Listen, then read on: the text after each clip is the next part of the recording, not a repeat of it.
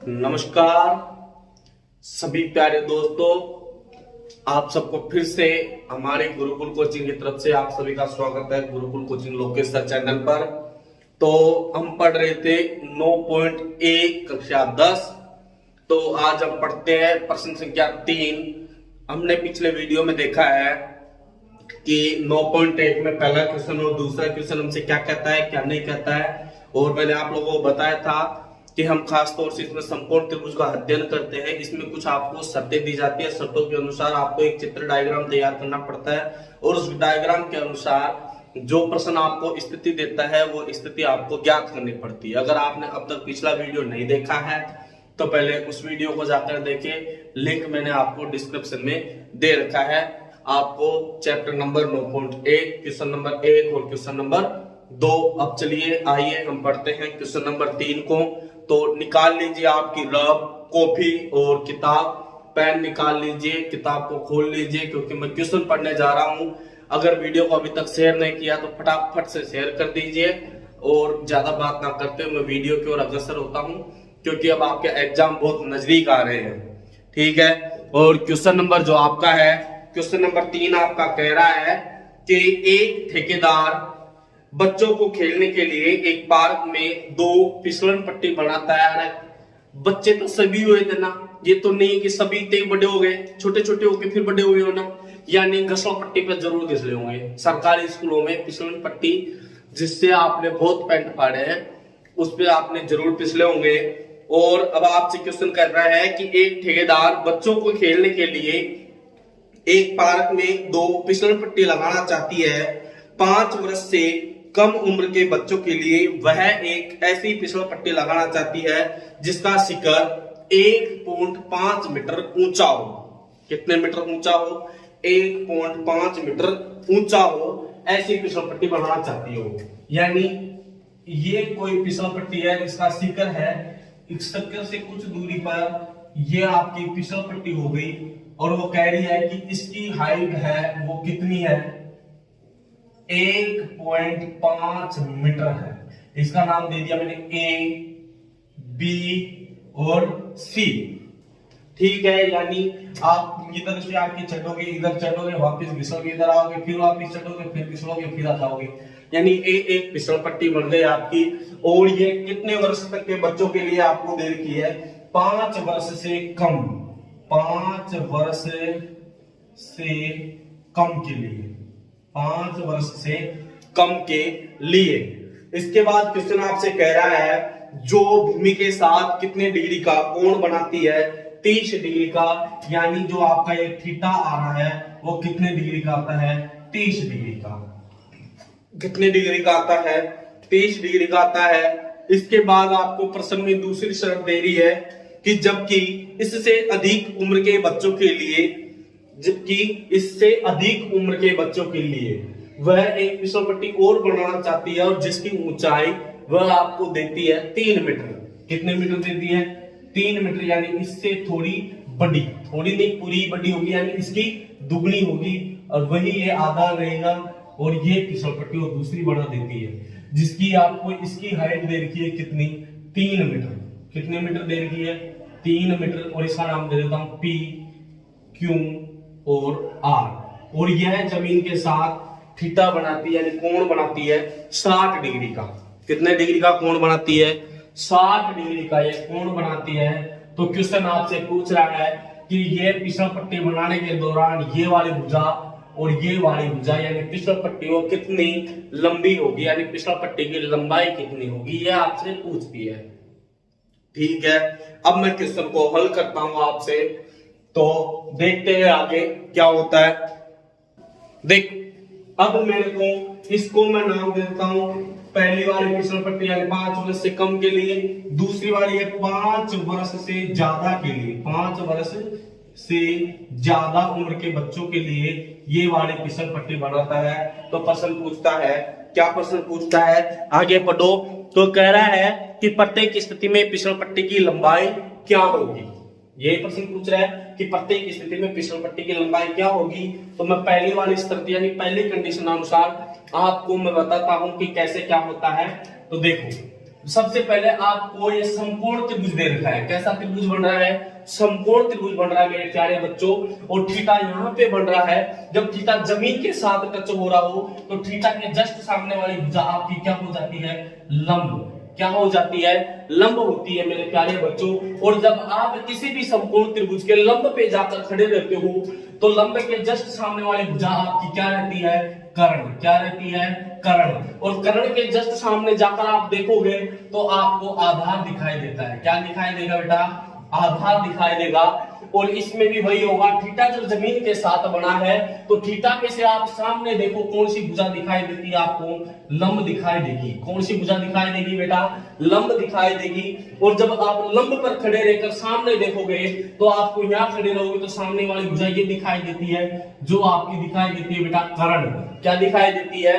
कर्ण दिखाई देती है। और कर्ण के जस्ट सामने आपको भुजा दिखाई देती है, वो होती है बेटा आधार। क्या होती है? आधार। अब आप मेरे को ये बताओ, पहली शर्त में आपको क्या चीज दे रखी है? पहली शर्त में गुरुजी मेरे को लंब वाली भुजा का माप दे रखा है और पूछ मेरे से कर्ण रहा है। तो यानी कर्ण रहा है तो आप सबसे पहले यहाँ पे लिखो पहली कंडीशन के अनुसार, यानी समकोण त्रिभुज ABC में लंब दे रखा है। लंब, और लंब बराबर कौन सी भुजा है बेटा? AB है। लंब बराबर कौन सी भुजा है? AB है। और AB भुजा की माप आप लोगों को दे रखी है कितनी? 1.5 मीटर आपको दे रखी है। तो मेरे प्यारे बच्चों, अब आपसे पूछ क्या चीज रहा है? वो कर्ण आपसे पूछ रहा है, यानी कर्ण आपको पूछ रहा है। तो कर्ण वाली भुजा का नाम क्या है मेरे पास? AC भुजा है। और AC भुजा तो मेरे को याद करनी है। AC भुजा तो मेरे को क्या करनी है? ज्ञात करनी है। जब AC भुजा मेरे को ज्ञात करनी है तो आपको एक चीज और दे रखी है प्रश्न में, थीटा। एक चीज और दे रखी है, थीटा का मान कितना दे रखा है बेटा? आपको दे रखा है इसमें 30 डिग्री। कितने डिग्री दे रखा है बेटा? 30 डिग्री दे रखा है। और जब मैं बात करूं लंब को डिनोट करता हूं L से और कर्ण को डिनोट करता हूं K से, तो आपने पता होगा कि लाल बटा का कुछ ऐसा होता है, L K A। लाल बटा का आपने पढ़ा है। तो इसमें हम पढ़ते हैं 6 थीटाओं को पढ़ते हैं बेटा। जो सबसे पहले आता है मेरे पास साइन थीटा, फिर आता है कोस थीटा, फिर आता है टेन थीटा, फिर आता है कोट थीटा, फिर आता है सेक थीटा, फिर आता है कोसेक थीटा। जब मेरे पास ये सब चीजें आ जाती हैं तो जब मेरे को लंब दे रखा है और कर्ण मेरे से पूछ रहा है लंब बटे कर्ण, मेरे पास कौन सा थीटा आता है बेटा? Sine theta. कौन सा थीटा आता है? Sine theta. तो मैं यहाँ पे लिखूंगा साइन थीटा बराबर लंब बटे कर्ण। साइन थीटा बराबर, जब मैं लंब बटे कर्ण लिख रहा हूं तो थीटा का मान मुझे प्रश्न में दे रखा है कितने डिग्री? 30 डिग्री। तो मैं यहाँ पे लिखूंगा साइन थीटा की जगह कितना कर दूं? 30 डिग्री। और लंब कौन सी भुजा दे रखी है मेरे को? AB भुजा। लंब कौन सी भुजा दे रखी है बेटा? AB भुजा। और कर्ण कौन सी भुजा दे रखी है प्रश्न में? AC भुजा, जो मैंने यहाँ पे लिख रखी है। कौन सी भुजा दे रखी है? AC भुजा। और साइन 30 डिग्री का मान कितना होता है? आपको सारणी याद नहीं है तो अब से पहले मैंने वीडियो आपको डाल रखा है, उसका लिंक भी मैं डिस्क्रिप्शन में डाल दूंगा, जिसको आप जाके सारणी में देखो, सारणी बनाना सीखो कि सारणी में साइन 30 डिग्री का मान कितना होता है। सारणी में साइन 30 डिग्री का मान जो थीटा में हमारा चलता है वो होता है बेटा 1/2। कितना होता है? 1/2 होता है। AB भुजा का माप कितना दे रखा है मेरे को? 1.5। 1.5। AC भुजा मेरे को ज्ञात करनी है तो AC का AC लिख दो। AC का AC लिख दो। दोनों को आपस में आप क्या कर दो? वज्र गुणा। क्या कर दो? वज्र गुणा करने पर जब आप वज्र गुणा करोगे बेटा तो आप AC को 1 से गुणा करोगे तो AC ही रहेगा। क्या रहेगा? AC ही रहेगा। और जब आप 1.5 को 2 से गुणा करोगे, अरे पॉइंट भूल जाओ, कौन कहता है पॉइंट याद रखो, आप 15 दूनी 30 कर दो। 15 को आप 2 से गुणा करो, कितना हो जाएगा? 30 हो जाएगा। और यहाँ 1.5 यानी 1 अंक छोड़ रहा है तो आप यहाँ पे भी 1 अंक छोड़ दो। और पॉइंट में आदमी 0 का कोई मतलब नहीं रहता है। यानी AC भुजा की माप आपकी कितनी आ गई है? 3 मीटर। AC भुजा की माप कितनी आ गई है आपकी? 3 मीटर आ गई है। तो मेरे प्यारे बच्चों, उम्मीद करता हूं कि पहली शर्तानुसार आपकी पहली फिसल पट्टी है उसकी लंबाई आपके पास कितनी आई है? 3 मीटर। अब मैं दूसरी शर्त पे चलता हूं कि दूसरी शर्त में मेरी जो फिसल पट्टी की लंबाई है PR, वो मेरे पास कितनी आएगी? देख, अब मेरे पास थीटा दे रखा है, थीटा के सामने मेरे को लंब दे रखा है, और वही मेरे से क्या पूछ रहा है, कर्ण पूछ रहा है। क्या पूछ रहा है बेटा, कर्ण पूछ रहा है। और जब मेरे से कर्ण पूछ रहा है तो मैं क्या करूंगा, त्रिभुज पी क्यू आर में, त्रिभुज पी क्यू आर में जब मेरे को वो चीज दे रखी है, उसने सीधी सीधी लंब दे रखा है, और लंब मेरे को कौन सी भुजा दे रखी है, पी क्यू, लंब कौन सी भुजा दे रखी है, पी क्यू, और पी क्यू भुजा की माप भी मेरे को साथ साथ दे रखी है बेटा, कितनी, 3 मीटर। कितनी दे रखी है, 3 मीटर दे रखी है। उसके बाद मेरे से कर्ण पूछ रहा है, यानी कर्ण को मैं डिनोट करता हूं कैसे, और कर्ण मैं हिंदी में लिखूंगा, यानी कर्ण वाली भुजा मेरी कौन सी है, पी आर। कौन सी है, पी आर। और पी आर भुजा तो सर मेरे को ज्ञात करनी है, मेरे को माप भी नहीं दे रखी है, और मेरे को दूसरी चीज दे रखी है इसमें थीटा, और थीटा का मान मेरे को इसमें दे रखा है कितने डिग्री, 60 डिग्री। कितने दे रखा है बेटा, 60 डिग्री दे रखा है। तो अब आपको पता होना चाहिए कि गुरुजी लंब बटे कर्ण है, और लंब बटे कर्ण तो साइन थीटा होता है, यानी मैं लिखूंगा साइन थीटा बराबर लंब बटे कर्ण। साइन थीटा बराबर क्या लिखूंगा, लंब बटे कर्ण, और थीटा का मान कितने डिग्री है, 60 डिग्री, यानी साइन 60 डिग्री बराबर लंब का मान कौन सी भुजा हो रही है, लंब यानी एल, और एल बराबर कौन सी है, पी क्यू। पी क्यू भुजा, और कर्ण, कर्ण यानी के, और के की भुजा माप कौन सी है, पी आर। कौन सी भुजा है बेटा, पी आर है। और मैं इसको आगे हल करूं तो साइन 60 डिग्री का मान कितना होता है, आपको याद नहीं है, मैं बता देता हूं, √3/2 होता है बेटा। कितना होता है, √3/2, यानी मैं लिखूंगा √3/2 बराबर पी क्यू भुजा की माप कितनी है, 3 है, और पी आर भुजा की माप कितनी है बेटा, पी आर तो गुरुजी मेरे को ज्ञात करनी है, तो कोई बात नहीं, आप इनको वजन गुणा कर दो।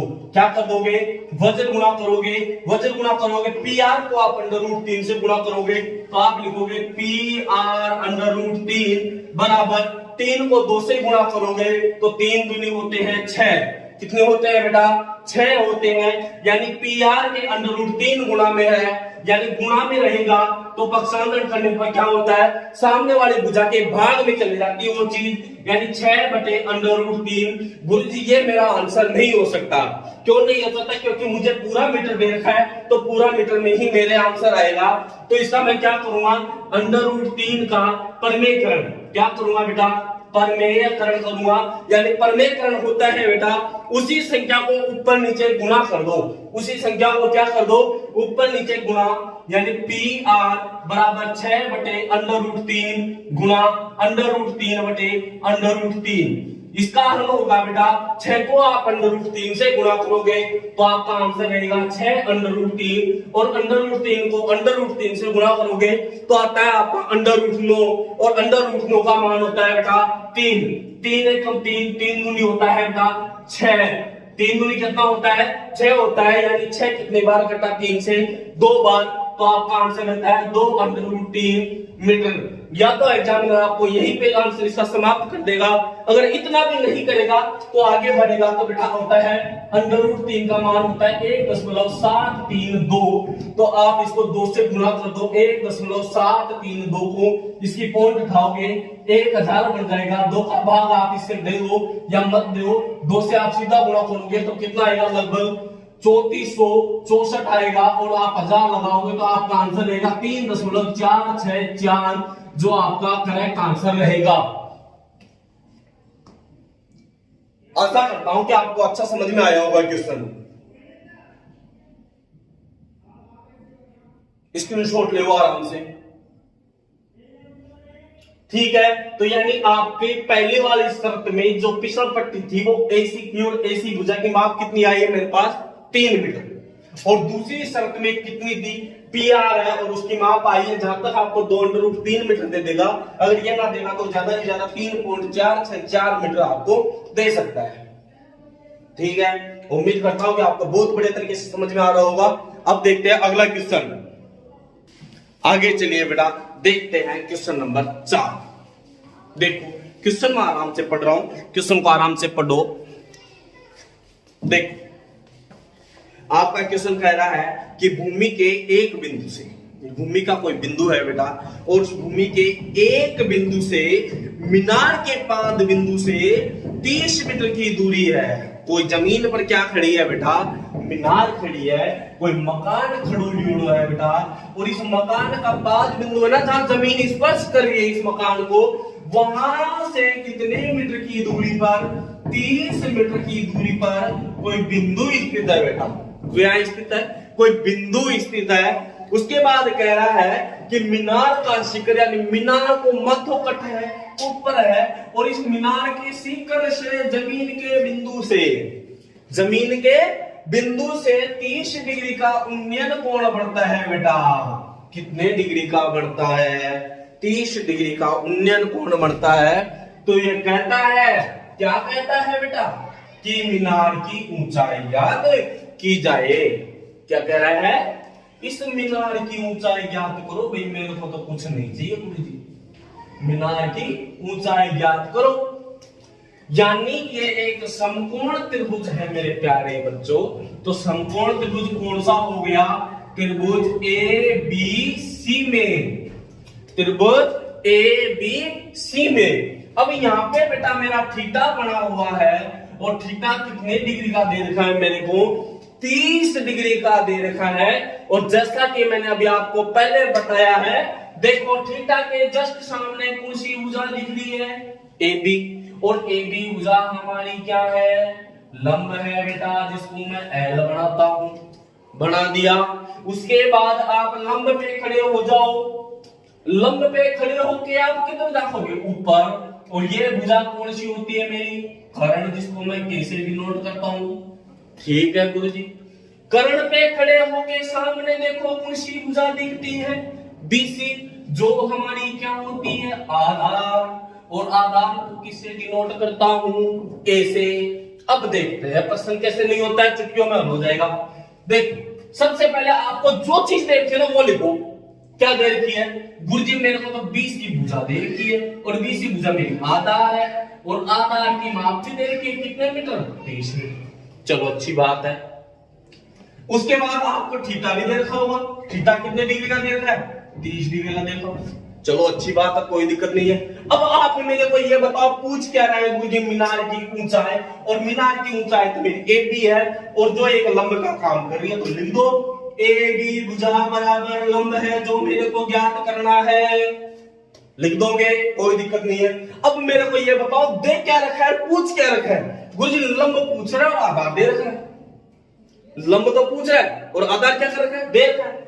यानी लंब बटे आधार, और लंब बटे आधार बराबर होता है बेटा tan थीटा। कौन सा थीटा होता है, tan थीटा। ये लो tan थीटा हो गया, और tan में थीटा, थीटा का मान कितना डिग्री, 30 डिग्री। यानी tan 30 डिग्री बराबर लंब कौन सी भुजा है गुरुजी, लंब तो ए बी है, तो ये लो ए बी, बटे आधार कौन सी है, बीसी है, तो ये लो बीसी। tan 30 डिग्री का मान कितना होता है, 1/√3।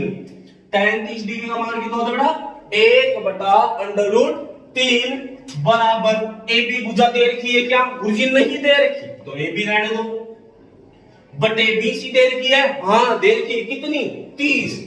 ये लो 30 हो गई, कोई दिक्कत नहीं है। वज्र गुणा करो, 30 से कम 30 बराबर ए बी को √3 से गुणा करोगे तो पहले लिखो ए बी, फिर लिखो √3, कोई दिक्कत नहीं है। अब ए बी के गुणा में कोण है, √3 है, और √3 का पक्षांतर गुणा वाले का किसमें होता है, भाग में। यानी मैं लिखूंगा 30 बटे √3 बराबर ए बी। और जब ये करूंगा तो ये तो कोई सटीक आंसर नहीं हुआ मेरा, सटीक नहीं है तो क्या कर दो, √3 का परमेकरण करो।